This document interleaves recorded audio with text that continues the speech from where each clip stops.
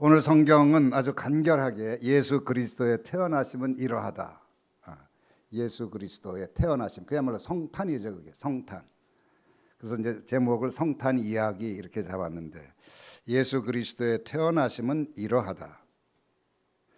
오늘의 그 복음은 예수님께서 태어나신 과정, 즉 성탄 이야기를 아주 간결하게 알려줍니다. 그런데 이 이야기는 구체적인 생활 현실에서 시작합니다. 지금 이제 우리 1년 동안 이 현수막을 여기 붙여놓고 있는데, 이 그림에서 어디죠? 생활 현실 제일 왼쪽 R1이라고 표시된 그 생활 현실에서 먼저 이 이야기가 시작이 됩니다. 그래서 오늘은 이 이야기를 소위 말하는 다중현실론 MRT로 한번 그걸 거울 삼아 한번 비춰봤어요. 이제 첫 번째 생활 현실. 이 복음이 사실은 묘사하는 이 성탄 이야기가 전개되는 그 생활 현실은 여러분 분위기가 어떻습니까? 낭만적이에요? 아니, 사실은 참담합니다.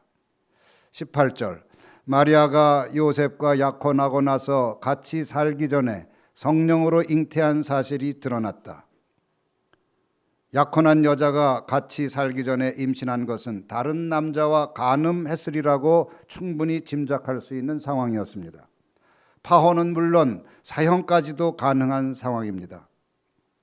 그리고 요셉으로서는 그게 뭐 성령으로 잉태됐는지 알 턱이 없죠.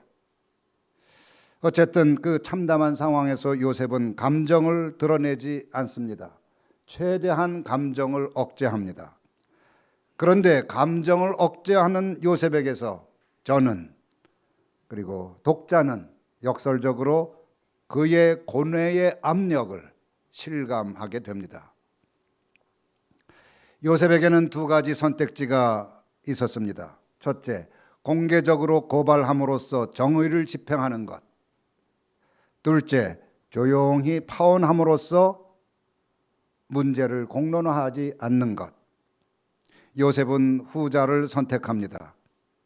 19절, 요셉은 약혼자에게 부끄러움을 주지 않으려고 가만히 파혼하려 하였다. 마리아와 요셉의 생활 현실에서 일어난 이 사건은 당사자들의 인생뿐 아니라 두 가문을 한순간에 무너뜨릴 수 있는 위기 상황이었습니다. 이처럼 성탄 이야기는 낭만이라고는 눈꼽만큼도 찾아볼 수 없는 처절한 상황, 낭떠러지에 서 있는 것 같은 절체절명의 상황에서 시작합니다.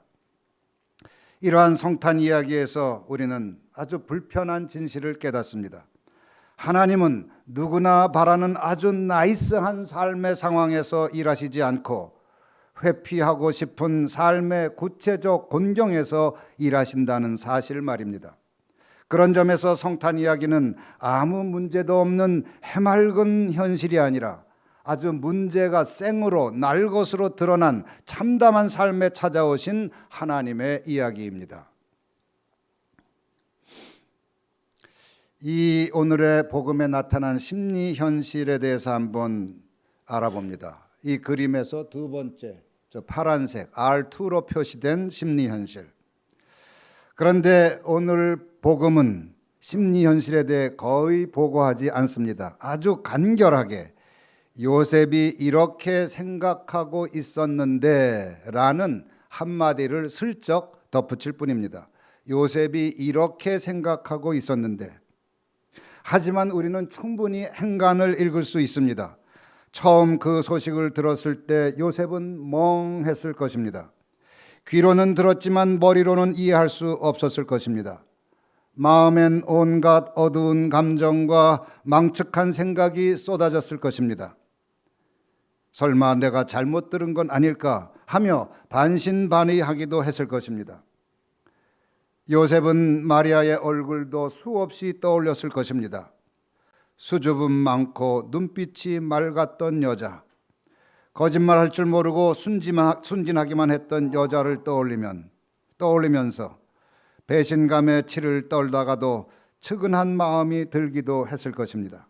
그러다가 분노가 끓어오르면 모든 것을 파괴하고 싶었을 것이며 폭력 본능에 자기도 모르게 휘말리기도 했을 것입니다. 억울함도 느꼈을 것이고 자존심도 상했을 것입니다. 이러한 부정한 현실을 만들어낸 상대를 생각 속에서 끊임없이 추적했을 것입니다. 그러나 그는 아무 소리를 내지 않았습니다. 화를 낼 수도 있었고 따져 물을 수도 있었지만 말을 삼켰습니다. 그의 영혼은 칠흑같이 어두웠을 것이며 어렸을 때부터 암송했을 시편 23편에 나오는 사망의 음침한 골짜기를 하염없이 헤맸을 것입니다. 의로운 사람이라는 세평은 그 상황에서 아무 의미도 없었을 것입니다. 요셉은 수많은 밤을 꼬리에 꼬리를 무는 생각에 시달리며 지쳐갔을 것입니다.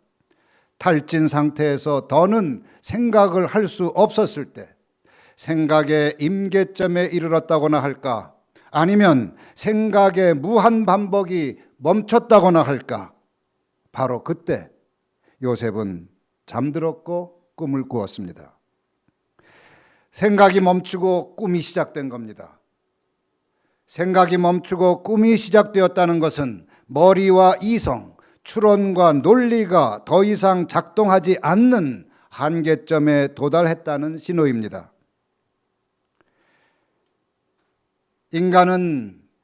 우리는 생각을 통해 현실을 인식하고 생각을 통해 판단하고 생각의 결과로 얻은 결론을 따라 행동함으로써 삶의 문제들을 관리합니다.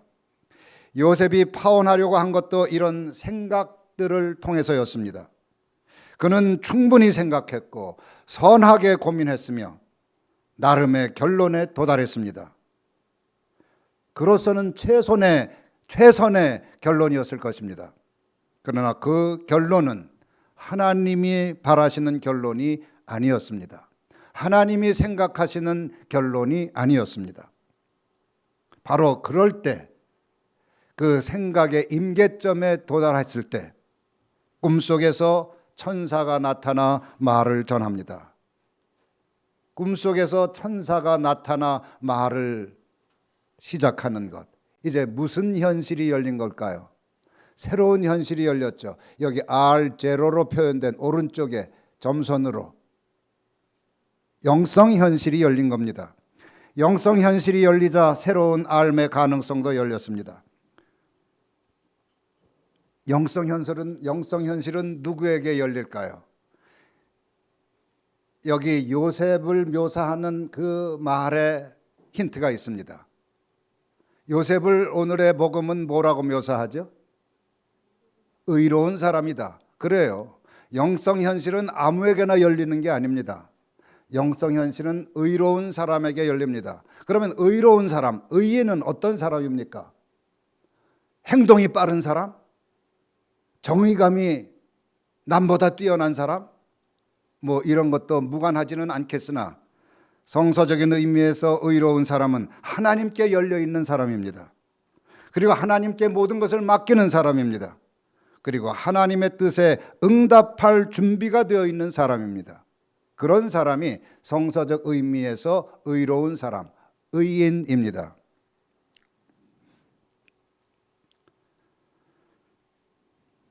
요셉은 생각을 많이 했을 것이라고 했습니다. 생각이 나라는 주체의 자기 중심적인 언어라면 꿈은 주체가 자기 중심성에서 벗어날 때 시작되는 은총의 언어입니다. 요셉이 더는 생각으로 이성과 논리로 해결할 수 없는 지점에 이르렀을 때 꿈, 곧 은총의 언어를 통해 새로운 인식이 시작됩니다. 요셉은 꿈을 통해 자기가 당면한 상황의 의미를 새롭게 깨닫습니다. 꿈은 비이성도 아니며 몰이성도 아닙니다. 꿈은 자기중심적 생각이 사라진 상태입니다. 이때 인간은 의미를 만들어내는 주체가 아니라 의미를 받아들이는 존재가 됩니다. 여기서 시작되는 이런 상태에서 시작되는 인식은 추론과 분석의 결과가 아닙니다. 그저 주어지는 알미며 고지되는 알미입니다. 초월적 알미며 은총의 알미입니다. 이게 바로 계시입니다. 20절 다윗의 자손 요셉아 그 태중에 있는 아기는 성령으로 말미암은 것이다. 이 천사의 말, 태중에 있는 아기는 성령으로 말미암은 것이다. 이 말은 이성적 주체의 어떤 해석도 불가능한 말입니다. 이것은 이해를 요구하지 않고 그저 영혼의 개방을 요청합니다. 인간의 생각, 인간의 이성과 논리와 개념은 이 지점에서 침묵할 수밖에 없습니다. 침묵해야만 합니다. 이러한 삶은 받아들일 수 있는 삶이기 때문입니다. 그렇다고 해서 이것은 이정을 부정하는 것이 아니라 이성의 겸허함을 요청하는 것입니다. 겸허한 이성. 우리의 이성이 겸허해질 때 하나님의 말씀이 들립니다. 그리고 하나님의 말씀이 들어올 자리가 생깁니다. 이뿐 아닙니다. 생각이 멈추고, 즉 머리와 이성과 논리와 추론이 멈추고 꿈이 시작될 때, 다시 말해서 심리 현실이 잦아들고 영성 현실이 깨어날 때, 이때 주어지는 새로운 삶은 결코 개인의 내적 체험에 한정되지 않습니다. 영성 현실에서 깨닫게 되는 새로운 삶은 개인의 고립된 경험을 넘어서 공동체의 기억과 하나님의 구원사와 연결됩니다. 21절부터 23절 이제 천사가 또 말하죠. 마리아가 아들을 낳을 것이니 그가 자기 백성을 그들의 죄에서 구원하실 것이다. 이 모든 일이 일어난 것은 주님께서 예언자를 시켜서 하신 말씀을 이루려고 하신 것이다. 예언자를 시켜서 하신 말씀, 그러니까 과거로부터 예언자를 통하여서 끊임없이 고지하고 계시하고 알려주셨던, 그래서 이스라엘 백성들이 공동체적으로 기다리고 고대했던 그 하나님의 약속, 구원에 대한 약속, 이것을 이루려고 하신 것이라는 말입니다. 이걸 새롭게 깨닫는 거예요. 꿈에서 천사가 알려주는 새로운 인식, 그 새로운 삶을 통해서. 천사는 요셉을 개인적인 감정과 생각, 억울함과 연민의 틀에 가두어 두지 않고 예언자의 언어와 하나님의 구원사에 접속시킵니다. 요셉 개인의 삶은 이스라엘 공동체가 오래도록 간직해온 기억, 곧 하나님의 구원사라는 더 큰 이야기 안에 자리 잡습니다. 이게 놀라운 거예요. 나 혼자 저주받은 운명을 혼자 감당해내는 그게 아니란 말이죠.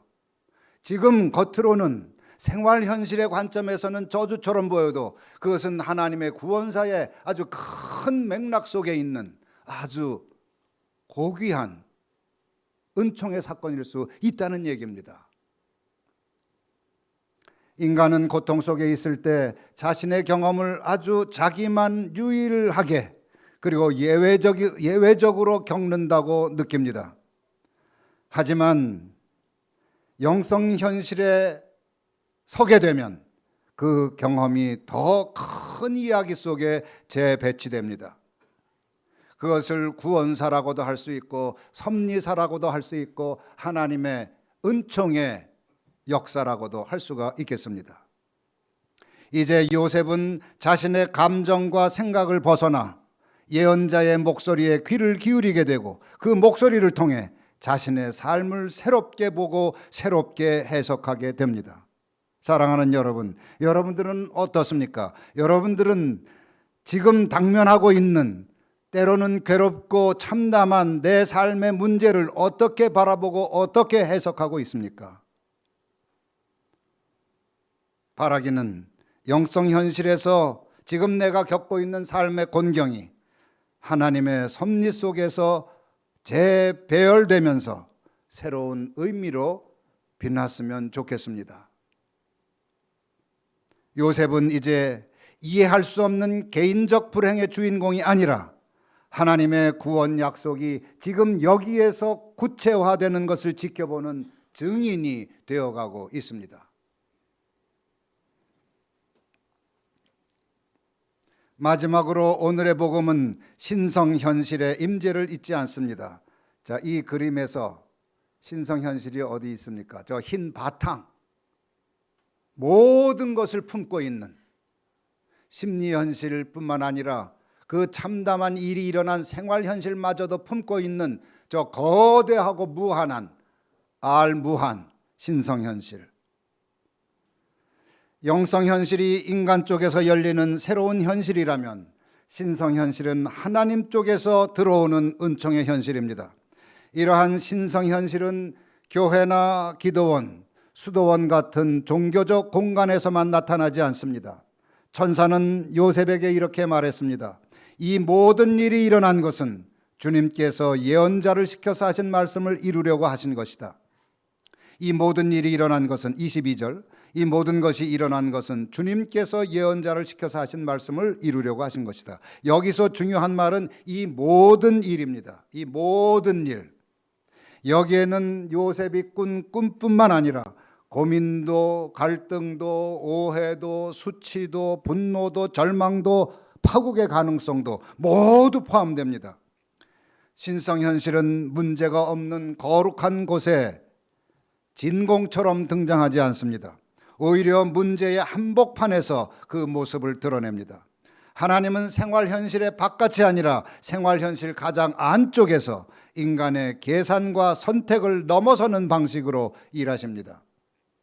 그 신성현실의 이름이, 오늘의 복음이 우리들에게 알려주는 그 신성현실의 아름다운 이름이 바로 임마누엘입니다. 잘 알려진 대로 하나님이 우리와 함께 계신다는 뜻입니다. 임마누엘은 하나님이 문제를 해결해 주시겠다는 약속이 아닙니다. 오해해서는 안 돼요. 하나님이 문제를 해결해 주실 거야, 하나님이 기적을 일으켜서 문제를 없애 주실 거야, 착각하지 마시기 바랍니다. 임마누엘은 그런 기적적인 약속과 아무런 관계가 없습니다. 다만 문제 가운데 내가 함께 있겠다라는 하나님의 자기 다짐이며 자기 선언인 것입니다. 정작 문제를 해결하는 것은 요셉이었습니다. 그래서 24절, 요셉은 잠에서 깨어나 일어나서 마리아를 아내로 맞아들였다. 이 문제를 극복해 간 과정에서 그것을 이행하는 사람은 그저 요셉이에요.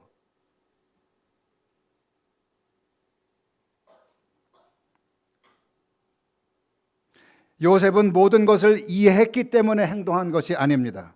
그는 여전히 이해하지 못한 채 행동합니다. 아무 기적도 없었습니다. 마리아와 요셉의 삶은 여전히 불안정하고 설명되지 않는 시선을 견뎌야 하며 사회적 오해 속에서 아이를 키워야 합니다.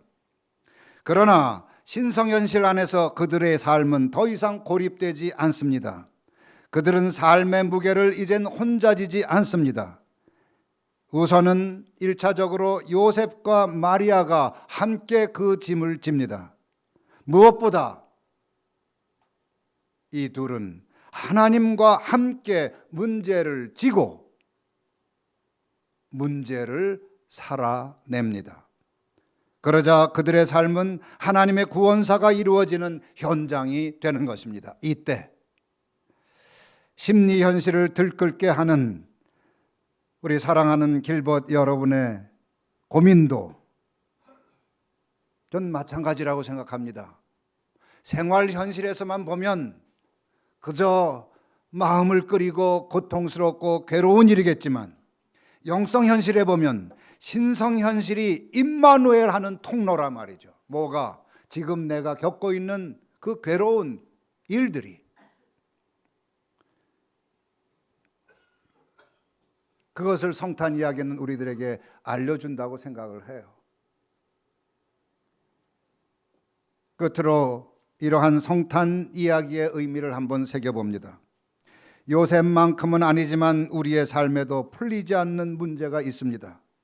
설명할 수 없는 상황도 있습니다. 누구에게 말하지 못하는 고민 하나쯤 가슴에 품고 살아갑니다. 관계의 상처일 수도 있고 생계나 노후에 대한 불안일 수도 있습니다. 가족과 관련한 일일 수도 있습니다. 건강이나 죽음에 대한 두려움일 수도 있고 하나님의 침묵과 무응답에 대한 절망일 수도 있습니다.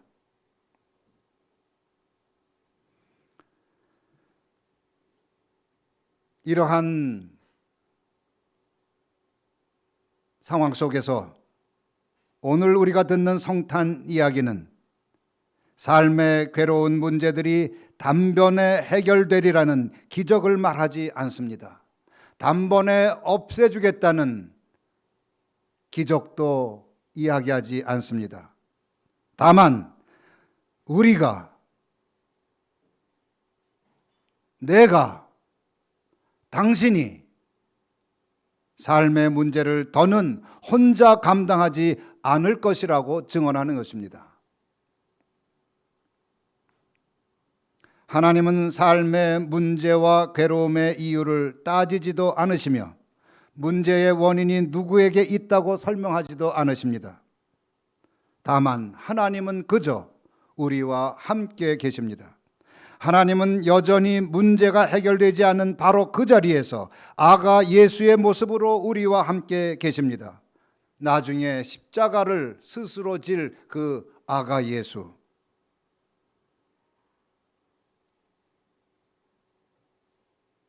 기적이 없는 그곳에서 하나님은 예수님과 함께 우리의 삶 속에 성육신 하심으로써 우리를 나약한 자리에서 일으키시는 거예요. 기적을 마구 베풀어 주면서 나약한 자리에 계속 머물러 있게 하는 것이 아니라 우리와 함께 하시면서 함께 문제 속에 임마누엘 하시면서 우리를 그리스도 예수처럼 스스로 자기 십자가를 질 정도로 강하게 만들어 주시는 거예요. 이때 우리는 임마누엘 하나님과의 동행 속에서 다시 존재의 용기를 얻습니다. 다시 삶의 에너지로 충만해집니다. 이것이 임마누엘 신앙입니다. 할렐루야. 그래서 우리는 성탄을 기다립니다. 성탄을 기다리는 우리 이 모든 길본 여러분들에게 아가 예수의 방구 듣는 아가 예수의 은총이 함께 하시기를 축원합니다. 기도합시다.